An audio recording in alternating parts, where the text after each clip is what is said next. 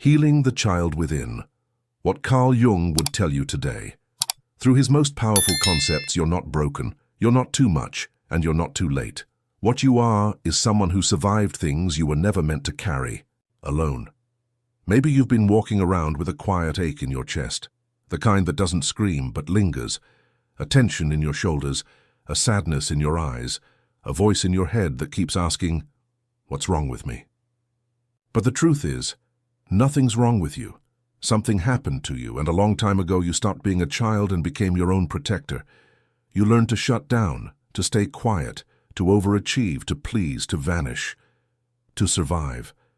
But survival isn't healing, and that's why you're here. Because part of you is tired of running, of pretending, of holding your breath while life passes by. Carl Jung once said that the child we once were lives on in us, and only through reconnection can we become whole again. This is not just about looking back, it's about coming back to the part of you that was silenced, ignored, dismissed, the part that still longs to feel safe, to be seen, to be loved. So if something in you is stirring while hearing these words, that's no accident. Your healing has already begun. And in this video, we'll walk side by side through the signs, the roots, and the return. Don't forget to subscribe. We explore deep psychology and transformation every week. And if you're ready to go deeper, there's a special ebook waiting for you in the pinned comment, created with love to support this journey. Healing the inner child is not a poetic metaphor. It's the real psychological process of returning to the deepest parts of yourself, the parts that never got what they needed, the parts that adapted too soon, and the parts that still cry silently inside of you. Carl Jung believed that each of us carries within a psychic imprint of the child we once were. Not just memories, but unresolved emotions, fragmented identities, and unmet needs. This child becomes the unconscious root of how we love, fear, avoid, and even sabotage ourselves today. And the tragedy is that many of us don't realize it until we're repeating patterns we swore we'd never live again. Maybe you've noticed it too.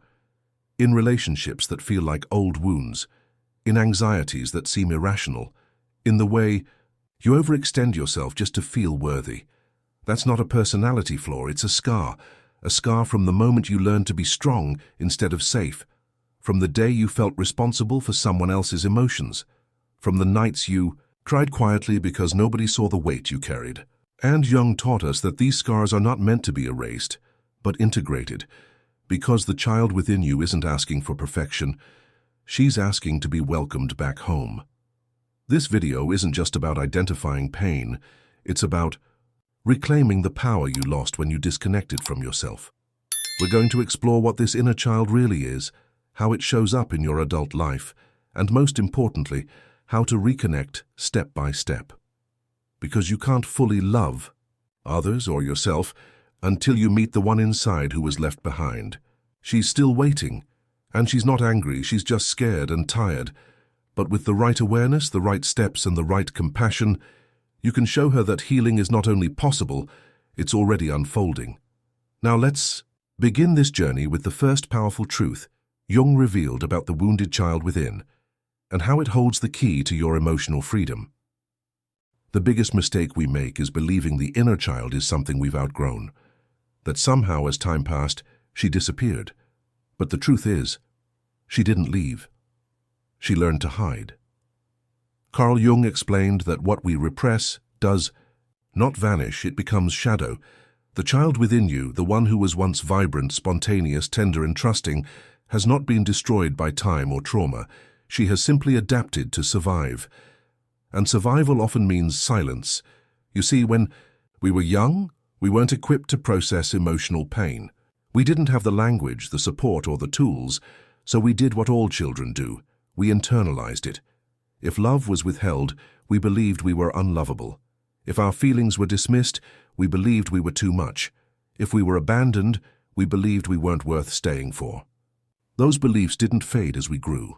They calcified. They shaped the lens through which we now view life, love, and ourselves. Jung taught that the unconscious is not a trash bin of forgotten memories. It's an active force that influences our behavior, thoughts, and relationships. And the inner child, she lives there waiting to be acknowledged, waiting to be seen, not with judgment, but with the tenderness she was once denied. She doesn't scream for attention. She whispers through anxiety, sabotages, emotional overreactions and patterns that make no logical sense. Why do you get triggered by rejection so easily? Why do you overcompensate to feel needed? Why do you fear love, but also crave it desperately? Because she's still in pain and she's running the show. This first truth is hard to accept, because it means facing the parts of ourselves we've spent years trying to silence. It means admitting that some of our strongest behaviors are actually our oldest defenses, but it also means hope, because if she's still there, we can reach her, we can listen, we can unlearn, and we can heal, but we must do it gently. She doesn't respond to pressure or productivity. She responds to presence. Jung believed that healing isn't about fixing ourselves, it's about making the unconscious conscious. So the first step is to stop running from her. Stop distracting yourself with busyness, perfectionism, or numbness. Sit with her. Ask yourself, when did I first feel this kind of pain? What memory comes up when I feel unworthy, unseen, or unloved? You don't need to have all the answers. Just be willing to listen. This isn't easy work. It's raw, uncomfortable, and often overwhelming. But the moment you stop resisting, something incredible happens. The defenses start to soften, the numbness begins to thaw, and for the first time in a long time, you might hear her speak, not in words, but in feelings. A wave of sadness, a sudden anger, a deep fatigue. These are signs that she's finally being felt, finally being honored. And it's in that moment, not in some distant future, where healing truly begins. So ask yourself, are you ready to stop abandoning the one inside you who never should have been left behind? Are you ready to see her, hold her, and walk with her? If so, you've already taken the first step, and she feels it. She's always felt everything, and that changes everything. If the child within us is wounded, then the adult we become learns to love with scars. Carl Jung explained that what we do not make conscious will rule our lives, and we will call it fate. This is never more true than in our relationships. Most of us aren't falling in love. We're reenacting emotional patterns learned long ago. Patterns we never questioned, roles we never knew we were playing, pain we never realized we were repeating. Think about it. If, as a child, you were made to feel invisible, constantly overlooked or emotionally neglected, what happens when you grow up? You might become someone who overfunctions, who gives too much, who settles for crumbs just to feel chosen. If you were constantly criticized, you might become addicted to proving yourself, choosing partners who are never satisfied, as if winning their approval will finally heal the old wound. If you were abandoned, you may chase love that feels inconsistent, confusing it with intensity, because deep down your nervous system thinks chaos is connection. That's how powerful early pain is.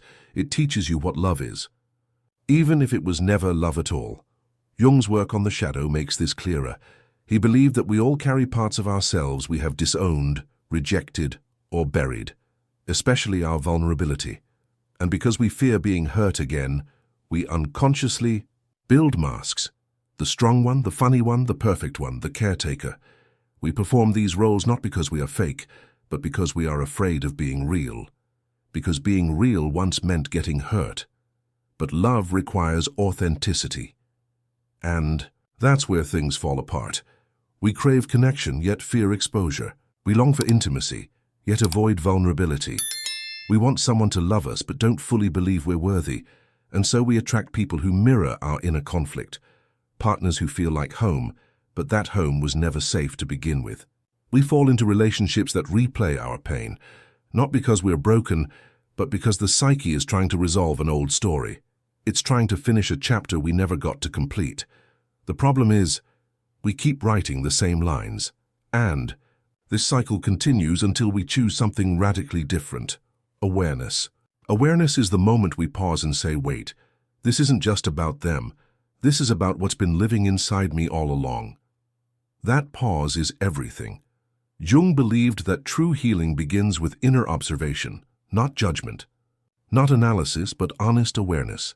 When we catch ourselves chasing, people-pleasing, fearing abandonment or over-explaining, we can stop and trace the thread back. Where did I learn this? Who taught me that love had to be earned? Who showed me that my needs were too much? These are not easy questions. They often lead to grief. Grieving the love we didn't receive. Grieving the childhood we needed but never had. But grief is not the enemy. Denial is. Because what we deny continues to control us. But what we feel, we can heal. So how do we begin healing our relational patterns? By reconnecting with the inner child, because only she knows where it all began. Talk to her, reassure her, let her know that today she is safe, she is loved, she is no longer alone. Begin to make choices not from fear, but from truth. Start choosing partners who see you fully, even if it feels unfamiliar. Speak your needs even if your voice shakes. Set boundaries even when it feels like loss. These are not acts of selfishness. They are acts of reparenting. You're becoming the protector she always needed. Jung believed that love is not about fusion, but about the meeting of two whole selves. And that can only happen when you are no longer acting from your wound, but from your wisdom.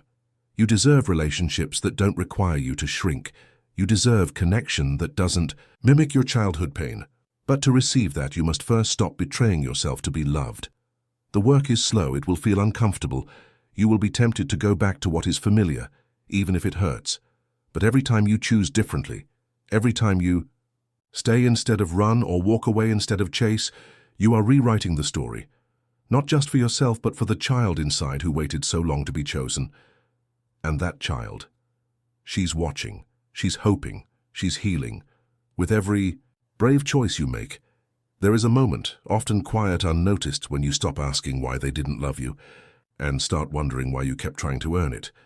That moment is not bitterness, it's not rage, it's the beginning of transformation.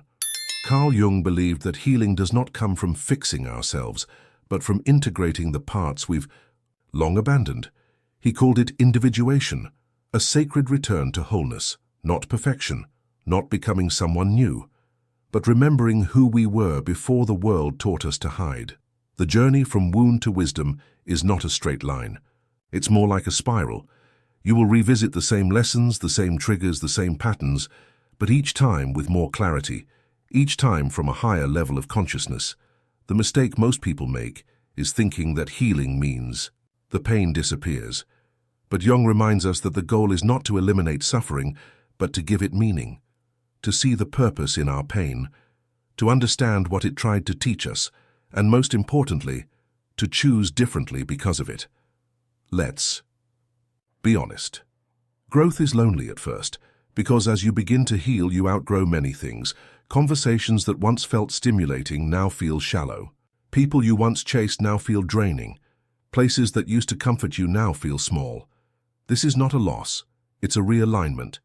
And it's okay to grieve even what no longer fits. That's the paradox of healing. We become more ourselves, but we must let go of the versions of us that survived instead of lived.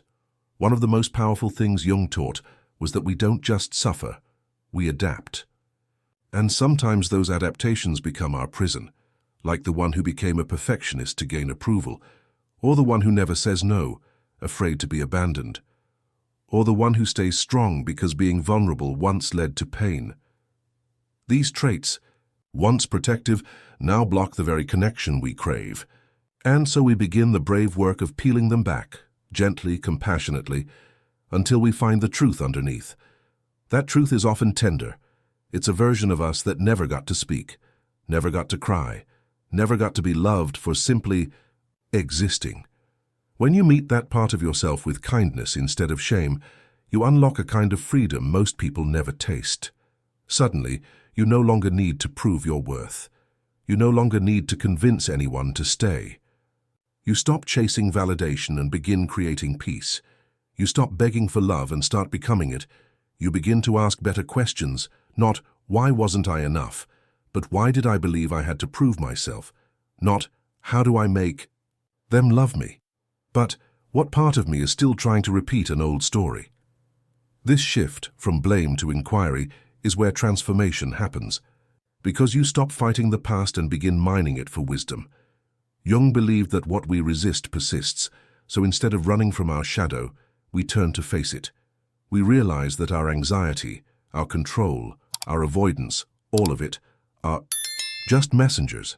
They're not the enemy. They're the wounded children within us trying to feel safe. And when we start listening to them, something remarkable happens. The chaos quiets. Not because life becomes easy, but because you become anchored, rooted, aligned. Suddenly, boundaries don't feel like walls, but doors you choose who to open to. Self-worth no longer hinges on external praise, but internal knowing. Relationships aren't tests of your value. They are mirrors of your truth. You learn to walk away, not to punish, but to protect your peace.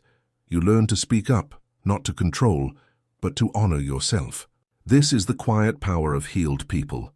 They no longer seek to be chosen. They know they already are. And let's not forget, healing doesn't make you immune to pain. It just makes you less afraid of it. Because you've already survived what once broke you. You've walked through the fire and came out not untouched but forged, and now you carry the kind of wisdom that can't be taught, only lived. Jung's concept of individuation reminds us that we are not meant to live fractured. We are meant to integrate, to embrace both the light and the shadow, the strength and the softness, the joy and the grief. We are meant to hold space for all of it without losing ourselves in any of it. That is maturity, that is mastery, that is healing, and perhaps the most beautiful part. The more you heal, the more you become a healing presence. You stop projecting your wounds onto others. You stop reacting from fear. You begin to respond from love. You listen more. You judge less. You become safe, not just for others, but for yourself. And that kind of safety is magnetic. It draws in people who have also done the work, people who don't need to be fixed or saved, but simply seen. This is not a fairy tale ending. This is real life, messy, unpredictable, beautiful. But you're no longer lost in it. You're awake, and because you are awake, you can create. You can choose, you can love without losing yourself. And that, Jung would say, is the true definition of freedom. There comes a moment, usually in silence, when you realize that you've been waiting your whole life, not for someone else to choose you, but for you to choose yourself. Healing is not a destination. It's the way you come home to yourself, again and again. Carl Jung said, the privilege of a lifetime is to become who you truly are. And to do that, you must first walk through the ruins of who you were forced to be. When you were a child, love might have been conditional. You may have learned that being seen meant being judged, that expressing emotion meant weakness, that asking for your needs meant rejection. So you adjusted. You silenced your truth to stay safe. You made yourself small to feel accepted. You wore masks so others would not abandon you. But as the years passed, something inside you whispered that this wasn't living. It was surviving. And maybe you're here now because you're tired of surviving. Healing doesn't begin when the pain stops. It begins when we stop running from the pain. When we pause, turn inward, and ask the deeper questions. What part of me have I abandoned to be loved by others? Whose voice am I still trying to silence inside me? What do I gain by holding on to this wound? And what would I lose if I finally let go? Jung taught us that the wounds of the soul, when brought to the light, can become portals to transformation. That our shadows are not enemies, but parts of us yearning to be acknowledged. He showed us that true power isn't in pretending to be whole. It's in embracing every broken fragment as sacred, and so you begin. You speak kindly to yourself, even when you stumble. You stop seeking closure from those who couldn't offer it. You learn to hold your younger self with gentleness, not judgment. You give space for your grief, your rage, your softness, and realize none of it makes you weak. It makes you real. Maybe no one ever taught you how to heal. Maybe you had to figure it out alone. But look at you now, still standing, still trying, still loving despite it all. That's not failure, that's resilience, that's courage in its rawest form. And no, healing won't make your past disappear, but it will loosen its grip. It will stop defining who you are. It will allow you to write a new story, one where you are not a victim of your pain, but a carrier of wisdom. One where you stop begging for love and begin embodying it. One where you realize that wholeness was never about perfection. It was always about integration. So if you're still asking, when will I finally be healed? Maybe ask instead, am I willing to keep showing up for myself, even on the days when it still hurts? Because healing is not about arriving. It's about committing again and again to yourself. Let this be your reminder. You are not behind. You are not broken. You are not too late. You are becoming. And becoming takes time. If this message resonated with you, take a moment to breathe, to place your hand over your heart, and remind yourself, I'm still here. And that means something. Share this video with someone who needs to hear this. And if you feel called to go deeper into your inner healing, check the pinned comment. There's a powerful resource waiting for you, a guide created for those who are finally ready to stop surviving and start living. And don't forget to subscribe. This space was created for souls like yours, souls that have been through darkness and are now ready to step into light. You are not alone. Your pain is not invisible. And your healing, it matters more than you know.